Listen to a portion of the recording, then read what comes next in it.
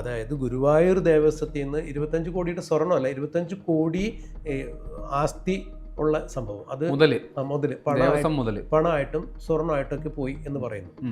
അപ്പോൾ ഇങ്ങനെ ഒരു വാർത്ത പുറത്തു വരുമ്പോൾ ശബരിമല കൊള്ളയ്ക്ക് സമാനമായ കൊള്ള നമ്മുടെ കേരളത്തിലെ എല്ലാ ദേവസ്വം ബോർഡുകൾ കേന്ദ്രീകരിച്ച് നടന്നിട്ടുണ്ടെന്നുള്ള ചിത്രമാണ് പുറത്തേക്ക് വരുന്നത്. അവിടെ നമ്മൾ ചെങ്ങന്നൂർ ദേവീക്ഷേത്രം, കൊട്ടാരക്കര ഗണപതി ക്ഷേത്രമൊക്കെ മുതൽ ഇങ്ങനെയെല്ലാം എന്തിന് SNDP ജനറൽ സെക്രട്ടറി ആയ വെള്ളാപ്പള്ളി നടേശൻ ഭരണം കൈയാടുന്ന കണിച്ചുകുളങ്ങര ദേവസ്വത്തിൻ്റെ സ്ട്രോങ് റൂമിൽ നിന്ന് വരെ സ്വർണം പോയെന്ന് അവിടെ ആത്മഹത്യ ചെയ്ത അതിൻ്റെ ഒരു സെക്രട്ടറി തന്നെയാണ് പറഞ്ഞേക്കുന്നത്.